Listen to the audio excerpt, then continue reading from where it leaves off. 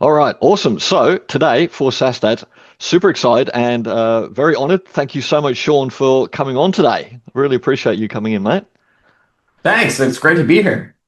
So for SaaS Dads, this is our conversation we've been having. We've had a number of these so far with a lot of SaaSpreneurs, some platinum SaaSpreneurs, some couple of diamond ones as well, a couple of people on their journey. We had Andy Audate, who I spoke to actually today and recorded one with him. He's like our newest SaaS dad. He's got a 4 week He's old cool. daughter. I love Andy. I met him. I remember meeting him at SaaSpreneur event. It was pretty cool. Yeah, he's a great guy.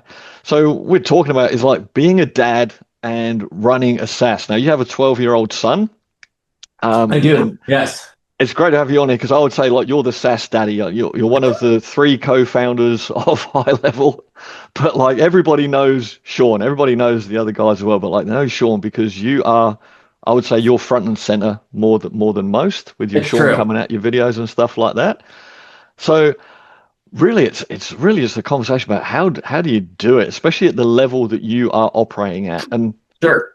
just to give you an idea, like we have a little agency group, like our little Facebook agency group. We've got about Yeah. 2,500, 3,000 people in there. I put a post in there one day, and I said some days I get overwhelmed by this, by like the comments and the feedback and the messages and so forth. And then I remember what Shaun Clark does, and I just shut the hell up and carry on. Well, I mean, I have a really good team that makes me look good, so that I think I have an advantage over most people. So you gotta always keep that in mind. Well, you do have a good team. You also have a very big team. But let's talk about like being a dad. So you've been Sure. running so high level. If anyone doesn't know what high level is, well then probably shouldn't be listening to this. I Yeah. don't know. Right. Wrong interview. Wrong interview, right? But like being a dad and running something and starting something like high level. So your son is 12 now, correct? Yes. So he would have been 5, 6 when you kind of started on the high level Yeah, and, journey. and the reality is he was he was an infant when I started my previous SaaS company. So he's been through both of them, whether he likes it or not. Yeah. So what's like what's your key, I guess, to sort of managing work and your family, and what does that look like for a routine for you? Because there's going to be a lot of things pulling you in different directions and managing that Well, with your I family. mean, a lot of this is luck. So please don't take this as I thought about this ahead of time. But I do think your partner in life, it defines a great deal of your capacity to operate in a specific way. And for me, whether I did this on purpose or not, I always knew I wanted to be an entrepreneur and start and run businesses. And so I definitely wanted somebody who understood the value of hard work and long hours and that sort of thing. And luckily for me, I'm married to somebody who has some appreciation for that. Probably less now than ever now that she's been through it, but at least theoretically at the beginning, she was very much open to it. And so and she herself is and was incredibly hardworking and dedicated, had a lot of life goals and around career and stuff. So that helped, you know. I also think when things change based on age, right? Like when he was younger, I remember I was my last SaaS startup, first SaaS startup, whatever, Invoice Sherpa. I literally had him strapped to my chest, and I was on one of those bouncy balls, and I was coding away as I was bouncing up and down. So it's definitely a fun and interesting experience trying to kind of weave the two together. But I would also say I'm not a very good model for this. I mean, I don't know that I've done it very well.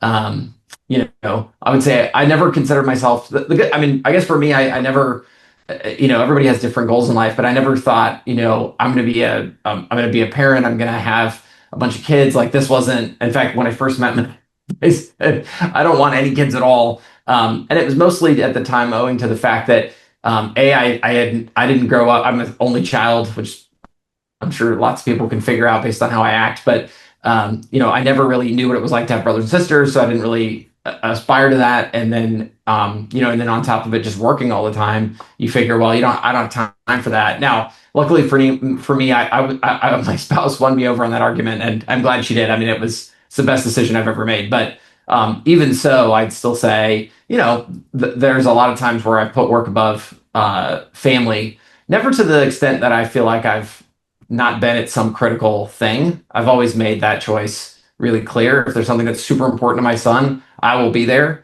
And I guess maybe some of us are fortunate in that we can do what we're doing sort of remotely or at a distance or whatever. So there's some wiggle room there, I think, in terms of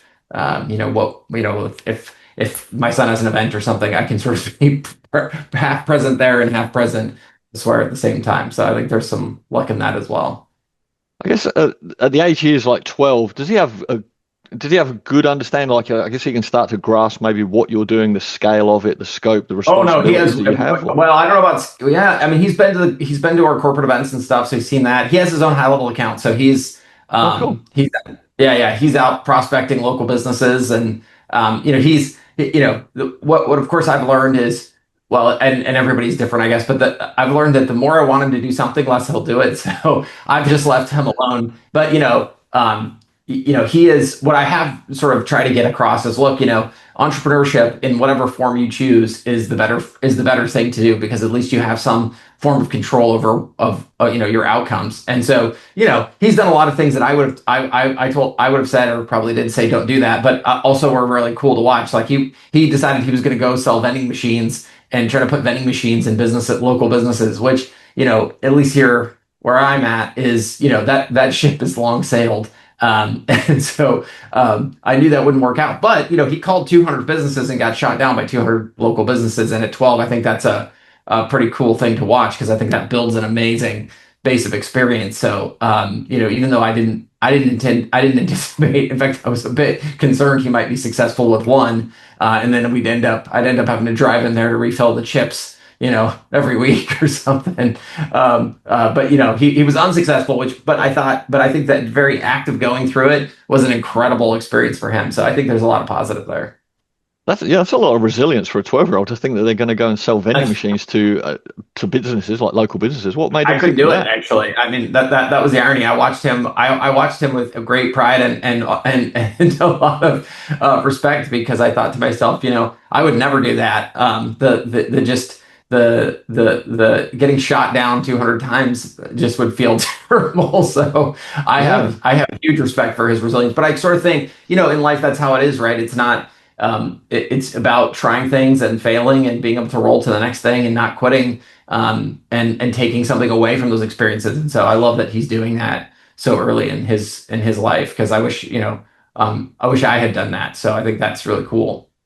So was your parenting style when he came and said that along the lines of, cool, go and have a crack at that and see how you go, or this is a good idea, this is a bad idea? Like, how do you? Oh, I'm super opinionated, so I'm never shy about it. But what I love also is, as the more opinionated I've gotten with my son, the more opinionated he's gotten back. And I can think of many times when I was just wrong. There was this spate of a couple of years where he would say, "I'm going to go out on the front lawn, and I'm going to put up a table, and I'm going to sell stuff." Old toys or whatever, or snacks and sodas and things like that.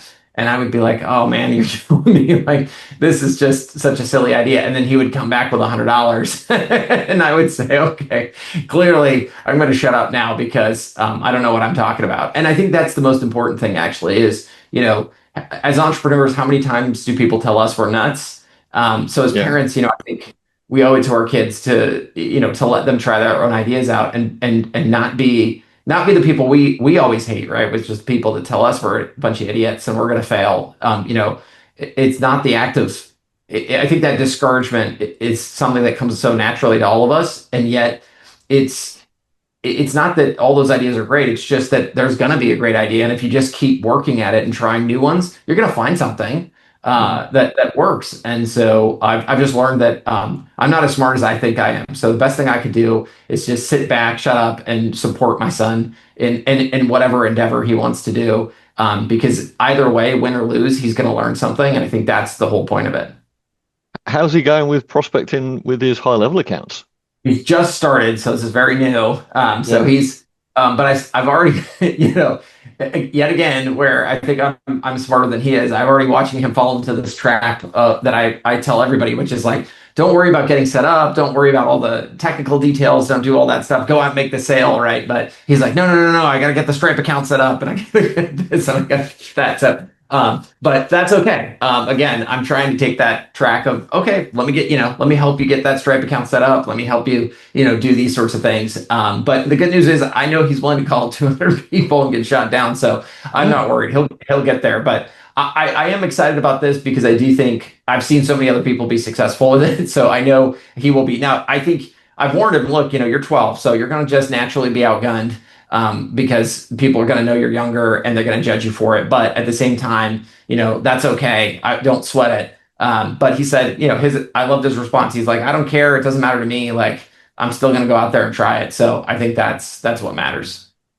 Yeah. So giving him a healthy dose of reality, but support him along the way. Hopefully one day he'll be on the stage and we'll give him that SaaSpreneur award. That'd I be know great. I'm excited, and if I mean, I certainly wasn't as but I sort of thinking back from my own experience. I mean, I knocked on a lot of doors and I made a lot of cold calls. In fact, at his age, I was calling CEOs of companies and just cold calling them and saying, "Hey, I don't know what, like, I don't even know what I'm trying to ask you, but I really want to be as successful as you someday. Would you tell me how to do that?" And I was amazed how many people would take my call, and talk to me. And I think, if I took anything away from all of that, it was just a lot of encouragement. And so I think that the sooner you can get out there and make mistakes, the sooner you can learn those lessons and develop those skills, and they will transfer forward in life. If anything, I wish I had a thicker skin, and I wish I was able to take rejection better. So I think what he's doing is very cool.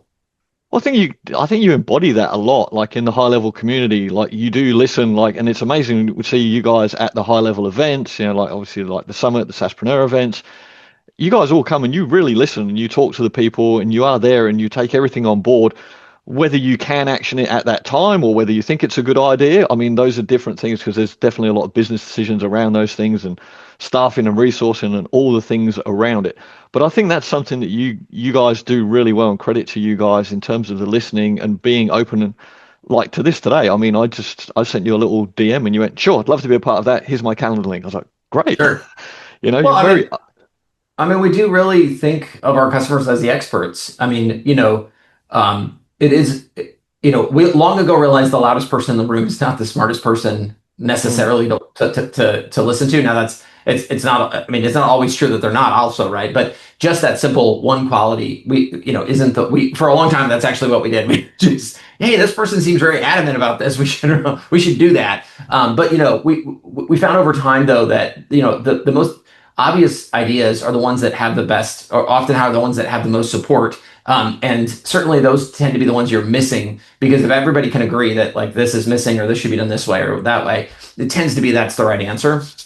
So we definitely, still to this day view ourselves in the same position as always, which is, we feel like our customers are the experts, and our job is to listen to that feedback, is to find the right answers in all of it, and then take that back and make it happen, and create the tools around that. So I mean that hasn't changed. I mean we don't listen. I mean I think it's interesting because, I think listening is very selfish to me. I mean I get the best ideas from some of the smartest marketers on the planet, for free. I mean, I think most of the ideas I get from these folks, they actually charge other people to tell. So I feel really lucky to have that opportunity. And then it's awesome to take to something like that and go and build something and then give it back to somebody and have them actually be excited to use mm. it and to watch them do something cool. That to me, that's such an awesome journey, and that's why I mean, I was a software engineer, why I learned coding, why I've written code my whole life, was because it was fun to watch the power of software be able to actually affect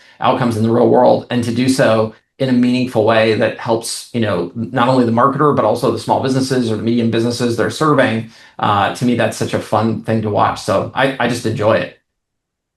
Has being a parent helped you with growing and scaling and managing teams? Because I'll just say from my experience, like I was a late dad. So we had our son, he's 7, was just about to turn 8. I was 42 when we had him. It was a long journey to have our son. And there's a lot of me that's really grateful for that, because I think if I'd had him earlier, I would not, I don't know, because you adapt anyway to the circumstance, but I don't think I would have been as good a dad if I'd had him early, because I'm a bit older, a bit more mature. And then having a child, I think naturally makes you be, well, I don't say naturally, hopefully makes you be a bit more grown up and a bit more mature anyway, and learning to listen. And I think that having my son has helped me a lot in terms of a lot of my listening skills, managing team members, managing customers, and just kind of taking on board what they're saying to just go, all right, what's their story? Because with kids, they've got their own story a lot of the time. Whatever that might be is the most important thing in the world to them, whatever it is. So just being able to sit back and just go, okay, okay, and listening. How's your parenting journey been? Do you think has that helped you with developing and growing the team and getting to the places that you are now? Or Well, I don't know if that's true for me, but what I can say is I wouldn't be here without my son. And I think for me, what's very personal in my journey was that when I wanted to, I was in a position where I didn't have any entrepreneurs in my family, and so I sort of looked externally in my life to try to find to find how to do all this, right? And I had linked up with a partner, and I was and I at, when I was very young, and I sort of felt like this person was my mentor and was sort of really smart and teaching me all these things, but I also felt like they were sort of bringing me along in a very equitable way. But fast forward 10 or 12 years, and I found that I was in a very unequitable position, and I really was looking for the right way to escape that situation. And I felt like I had tried everything I could imagine, but I was very stuck because I felt like I owed this person so much because they sort of brought me because I grew up single mom, only child. My mom was a mechanical engineer. She was highly educated, but she was an employee, so she couldn't help me. So I felt like this person really had opened my eyes, given me a lot of experiences, so forth and so on. But at some point, I felt like I was giving a lot more than I was getting. But I also felt a lot of loyalty to that person. And I couldn't figure out what to do. And it was interesting because when my son was born, I realized that as a dad, I really wanted to say to him, you need to go out in life and do absolutely everything that you want to do and try everything you want to do and realize that, you know what, you might fail, but you cannot, you get one shot at this. You cannot not try the things you want to try. And I realized that in the fact that I was going to give that advice, that I wasn't following that advice.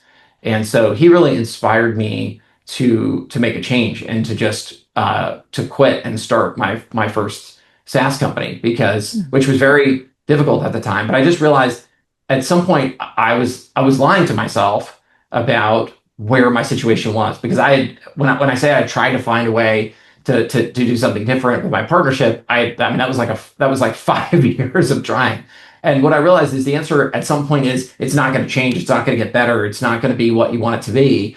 But we can lie to ourselves very easily. But when I looked at him and I realized what I wanted to do, I realized I could lie to myself all day long, but I couldn't lie to him. And so it really inspired me to say, all right, well, that's it. I quit. I don't know what's going to happen now, but I'm out. I'm gonna and it was a very big deal because I had equity at the time, which I had to give up. I had worked my heart and soul into that business for 7 days a week for 12 years. It had grown quite large. I mean, I had a lot of ego and a lot of accolades in that business, and it was very scary to start over. But but were it not for him, I don't think I would have done it because it was so scary. But I just couldn't imagine him at 12 and me saying, you really got to go out there and do that and have him be able to look at me and say, yeah, but what about you, buddy? It's kind of hard to be that person. So for me, that was, I would say, the biggest inspiration my son gave me. that's pretty awesome. So you really wanted to be the role model dad that you wanted to portray to him as well at the end of the day to say, Yeah, I mean, I just didn't want to be. I couldn't figure out how to tell him something I wasn't willing to do myself. yeah, So and I would and I think it's interesting because oftentimes I think if you can think about the advice you would give your child, it's often the same advice you would give yourself. But I think the reality is when we're talking to ourselves, we have all these reasons and excuses and so forth and so on that we can dream up or think of that are the why they hold the reasons why we're not going to do those things. But when we think about it from the perspective of giving advice to someone we really care about, we can sort of cut through all of that very easily and say, oh, well, that doesn't matter, or that's unimportant, or, that's just an excuse. But when it comes to ourselves, I think it's very easy for us to feel content in where we're at. And so I think it's amazing how you can, when you're thinking about it from the perspective of somebody you really care about, you want to help them move to a better place. And I think often that same advice applies to ourselves. So for me, I would say that was the most inspiring thing that my son ever did for me, and still does. I mean, he's still, when he calls 200 people and, knowingly getting shot down time after time after time and keeps going, that is incredibly inspirational to me. But I think when it's me, I can say, well, that would be hard and that would be difficult and I would hate to do that. But it's not easy for him either. But the fact of the matter is he does it. And so I think those sorts of things, he just continues to inspire me, I think, with a lot of those efforts. Yeah, well, kids, I mean, they're such little truth bombs, aren't they? Like They are. they just speak the truth. And like you were saying there, if you were telling him to do something that you're not doing, they might not say anything to you, but they'll see it and they'll see your action. So obviously he's picking that up from what you're doing anyway. Like if he's willing to go out and call those 200 people, he's seeing the work, the effort, what you're doing subconsciously, and that's all feeding into him. So you're obviously, growing that, a great little human there, obviously with resilience and ambition, and We'll see. It we'll could still see. end up. It could still end up. A criminal in jail or something. You never know. I'm, I'll just have to say I have no idea where he went off the tracks. No, I also think I've really worked hard to be honest with him in both the positive and the negative. I've never aspire to be a great dad. I don't think of myself as a great dad, and I've always been honest about that. I love my son to death, but I don't. There are certainly other dads that I can see in and around me. They're way better at what they do than I do, but that's okay by me. I mean, I've always been a big fan of having strengths and weaknesses, and I know what I'm good at, and I know what I'm not good at, and I don't try to pretend to be something I'm not. And there's also different parts of that though that I think are positive. I mean, I grew up a lot. Just my mom worked to support our family, and she was always there for me. She always gave me the best of what I needed, but she also worked very hard, and so it required a lot of self-reliance out of me. So whether it was cooking my own meals or doing my own laundry or whatever it was, I mean, I was very equipped with those skills. And later in life, sort of in the moment, it can feel quite awkward when other kids that their parents are sort of doing all the heavy lifting for them, but then you end up in college and you watch these kids fall apart because they can't run a load of laundry. Ultimately, I took a lot of positive away from that. So I'm happy that in some of the ways that I operate, it brings a lot more challenge to him earlier in his life, but it also drives a lot more self-resilience. I mean, he's into radio controlled airplanes.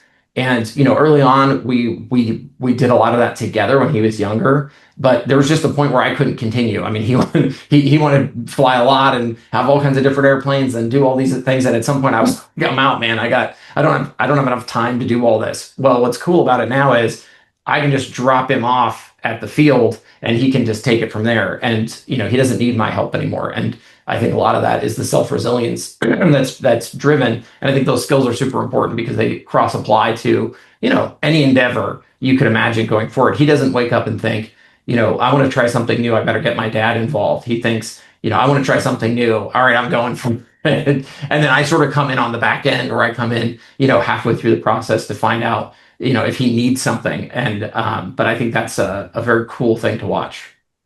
yeah, it sounds like, I don't know if you're being hard on yourself about saying you're not a great dad. Is it purely a time thing then, because you are so busy that you don't feel like you've got the time to fully dedicate to maybe all the areas that you could spend time with? I Or mean, that sounds convenient, but I think it's just my personality. Like I just,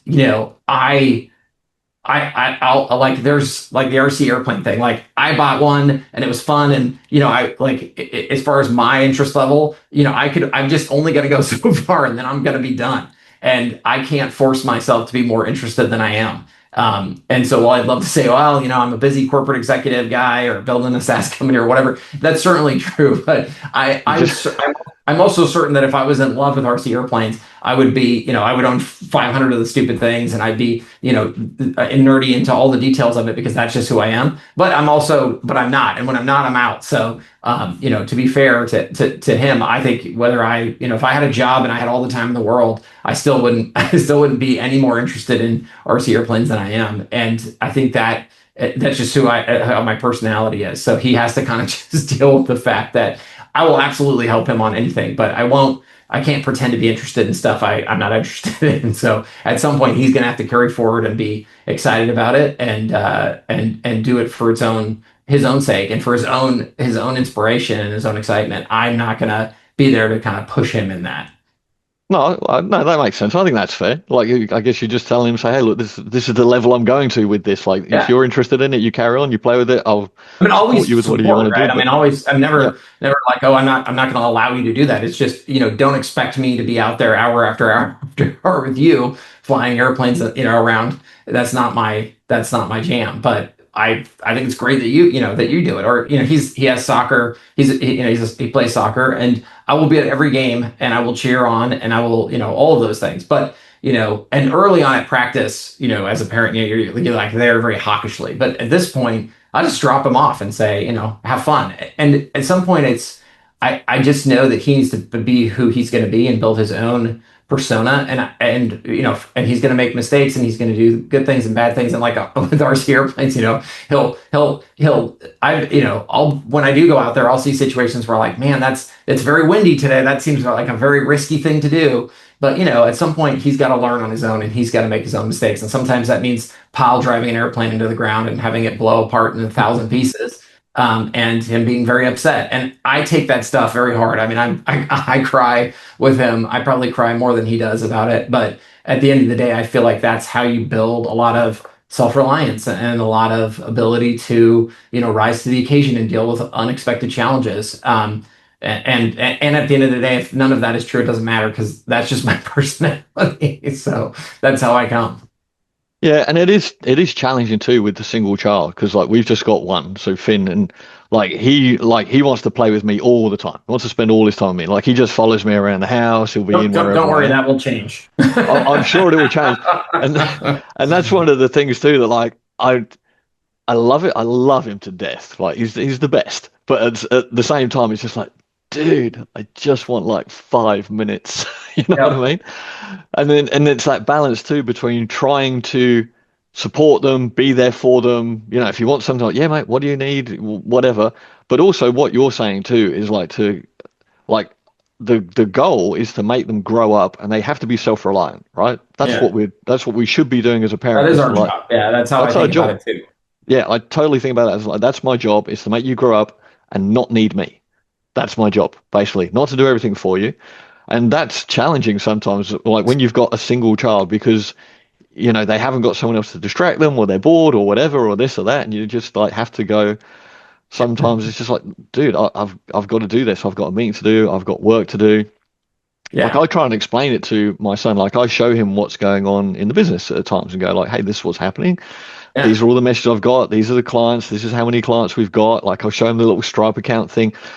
He's only 7, just to try and tick his brain over into that little insight of things as well. Yeah. But see, I think that's super smart. And you don't really have to think about whether or not they're going to remember any particular part of it. It's just imprinting, right? Mm, Um, And I think that's a super good strategy because what you're trying to what they take away from that and how they take away from it isn't actually quite that relevant, at that age, right? It's just the process by which to do it. And I think at some level they'll sort of start to understand there's the way life works, there's some dynamics and mechanics to it that are a bit different than they know in the moment. And I think that's what's important because as they go forward, they'll be like, oh, okay, there's this thing where my dad does this work and it takes time and an energy and so forth, and he's helping other people, and there's a lot of imprinting there, and it'll build on itself as they get older. But I can classically remember my friends when I was a teenager. I would say, oh,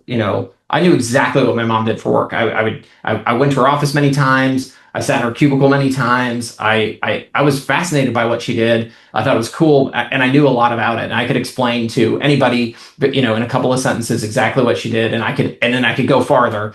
But I knew a lot of my friends who had known what their parents did.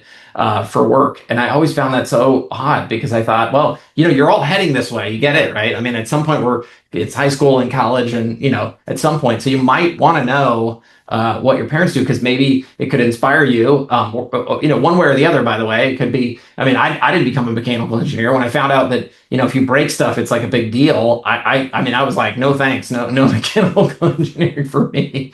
Or like how long it took for those people to get anything off the ground. I mean, I was like, no, thanks. But I love the idea of creating something that helps people, and is very inspirational. So I do think the sooner we can talk to our kids about this, the better, because it helps them form ideas of what's important to them, even if it's the exact opposite of what we do.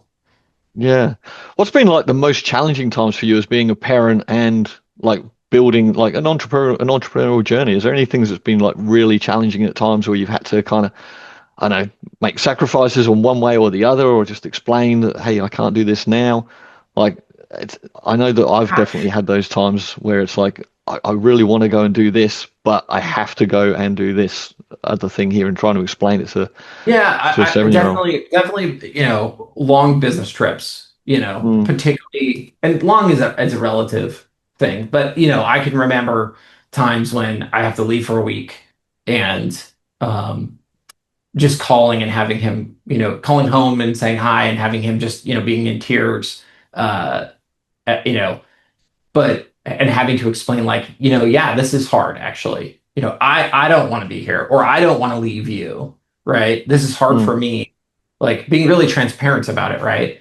And saying like, but this is what it takes. This is what, this set, sort of try, on one hand feeling really terrible as a parent, but at the same time also feeling really good because it's sort of like letting your kids fail, right? It's like the hardest thing to do, but it's super beneficial to them because if you don't always scoop them up and save them in their moments of peril, they have to figure out how to deal with that. And of course, the level to which you let them fail will change over time, and what failure feels like to them will also change over time. But if all you ever do is are there to rescue your kids, they're never going to learn anything. They're just going to assume that you're always there to rescue them. But I also think the opposite is true, like feeling a sense of being upset about something that they just can't fix, and knowing that at some point sacrifice is part of the game, and for them, it's their level of feeling is much bigger than maybe your level of feeling, but that's the point. Their bad day on that day is you being gone for a week. That's a really bad thing for them, and they're really upset about it.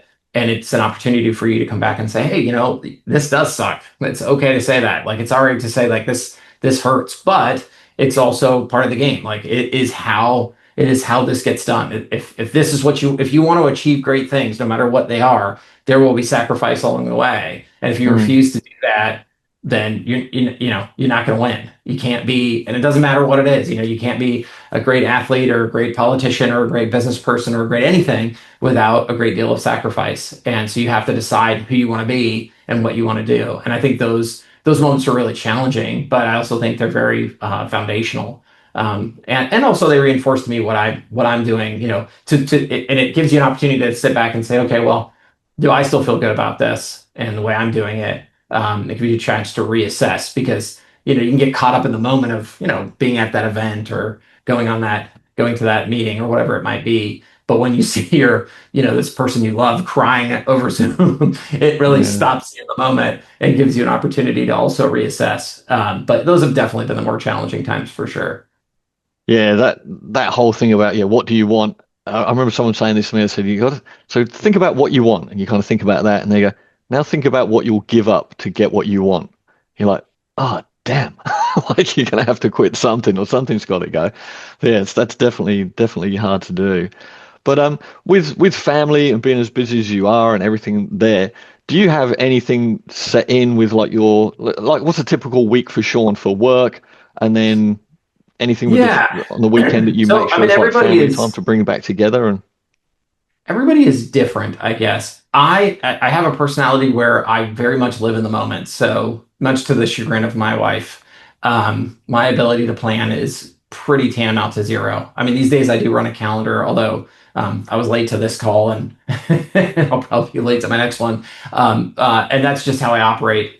But So for me, it's sort of just trying to, I mean, sure, you would like to say the weekends are more for family or this or that, but I think it's for me, it's just more fluid. It's trying to, it's trying to be accountable to people when I feel like they're most in need of my help as far as customers go or internal, employees and things like that.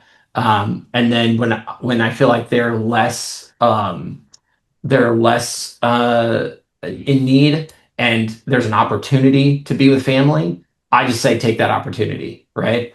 And that fluidity I think is important because, you know, every family vacation we ever go on, I'm still working. So, but does that mean I'm, maybe, does that mean we're going surfing at noon because, and normally I wouldn't be doing that? Sure. But it also means that, if there's an outage or something, or there's some urgent situation, Mm. I'm also going to go sit on the beach and be on Zoom for how long it takes to get the problem fixed. So there's a lot of fluidity there, and so for me, that's just I think of it as necessary. I mean, I could sit there and bemoan the fact that oh gosh, it'd be so great if there were these really solid walls between family time and work time, but I just don't think that's how the game works. I certainly think that is how it is I mean, I think that's how employment situations can sometimes work for people. That's not my experience with being an entrepreneur. Because I often find that the reason why someone's reaching out is because they need help and they're in a moment of peril or difficulty for themselves, and they're relying on you to help them. And for you to be like, well, sorry, I'm busy right now. I don't think that really works for them because they're not busy. They're in pain, and so it doesn't mean that you might not try to work with a teammate to get them help or something. You may do something differently if you're on vacation or whatever, but I still think you're accountable and you just still need to be present, even if it's to a lesser degree. So for me, it's I would say I'm working and with family at all times, just depending on what's going on. Yeah, yeah. I mean, there isn't really an off switch, I think, when you're on that entrepreneurial journey and you're head of the ship, basically. You're steering the ship at all the times. And Yeah. even if you're on holiday, like I'm going on holiday in about 2 weeks, like we've got a holiday booked. I've Awesome. got the team kind of prepped to go, hey, look, you're going to take care of most of the stuff, but I know 110% I'll be checking in every day on my phone just to check the emails, just to check how things are going, just to kind of make sure that everything steers along. I mean, I don't remember like, same as you. Hasn't been a time that I've taken a holiday in years and the laptop hasn't come with me. That just doesn't happen, basically. Yeah, And I think, I've had team members say I'm not taking my laptop, and I and I have to kindly reply, yes, yes, please do. I always say, look, I will do my darndest to give you a vacation, but if something urgent comes up, I will be calling, and I do expect you to pick up because you're in the wrong place. Like, if you don't like that, that's fair. Just don't work here. Like, go find someplace else to work. Because that's just not how you grow a company. That's not how, and honestly, I mean, again, the other thing to think about is if it gets to you, it means all those other systems in place you put there have failed, right? So to be fair to that person, I will oftentimes ask people, well, have you talked to support?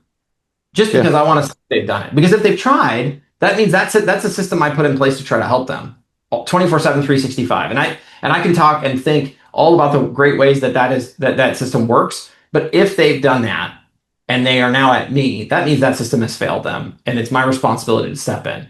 And that's why the people I give that message to, it's the same thing. It's, hey, look, I get it. You have a team and systems and processes and procedures, but I promise you, if I'm calling you, it's because it got to me. That means your process failed, and so you can think about later why that failed and how to fix that. But right here, right now, we've got a customer to fix and help. So we need to get on that. yeah. And honestly, you've inspired me on our journey in so many ways to do that same kind of thing, that customer first approach. I think is so important. So you're listening to the customers, giving them what they want. Like we review like support tickets and just go, hey, why did they even have to put in a ticket? Why did they need help? Like, how did we not be able to help them on that Precisely. journey? Precisely. Um, they shouldn't even be contacting us. They shouldn't need to contact us. If they That is contacted us exactly because right. they didn't read the knowledge base article that's there, well, then we can't really help that per se.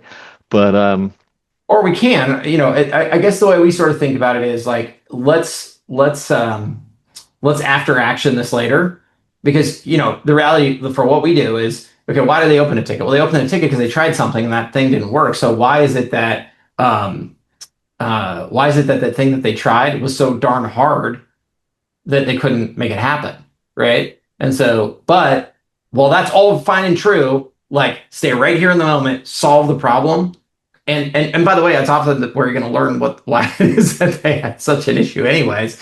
And then afterwards, go back and look at the system and say, well, what happened here? Like, what was the failure? And how do we fix that? And oftentimes it could be making a better help doc. It could be making the system better. It's generally often both. And that's a big part of what we focus on. In fact, I mean, the biggest KPI right now for our engineering and product teams is ticket reduction.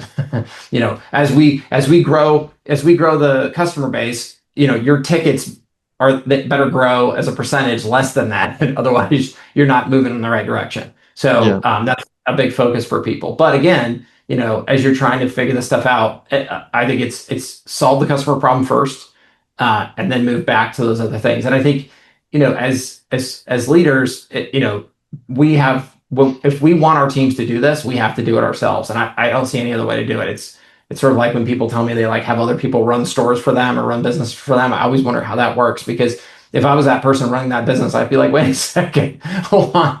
How's this guy like on the beach and I have to show up every day and work real hard? I don't think I'd be like, why don't I just go run my own store and I can get all the profits and all the positives there. And I can cut this middle guy out who's not doing anything. So for me, it's really important that every day I'm showing up the same way I ask other people to.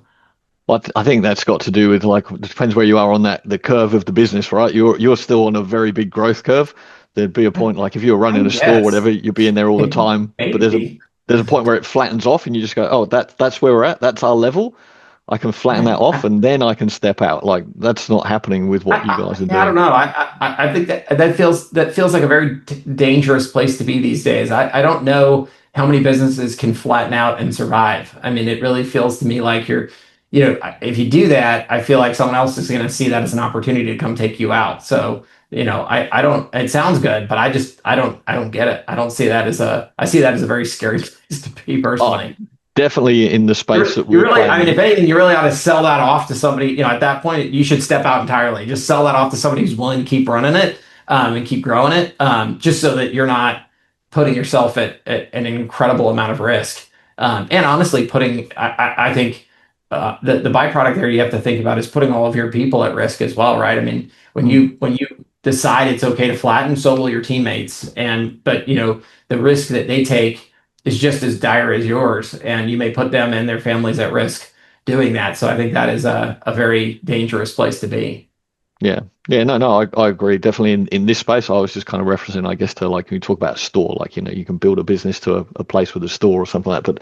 But yeah, definitely when you're growing, you want to scale, and you've got to stay innovative with everything that's happening these days in AI space and all of that. There's just too much going on that you can It's true. sit back on your laurels every day. Well, Well, I mean, I wonder though, even if the local plumber can do that, because as these AI tools come out, we see how the businesses that adopt them can really change their outcomes versus the ones that don't. So even that local plumber better be using inbound voice AI and chat widgets on their website, and all on and on and on. Otherwise, their competitor who does is going to just take them for it. So ultimately, it's amazing how these days I think the competition is at an all-time high, really across the strata, even down to that local business, that local service provider.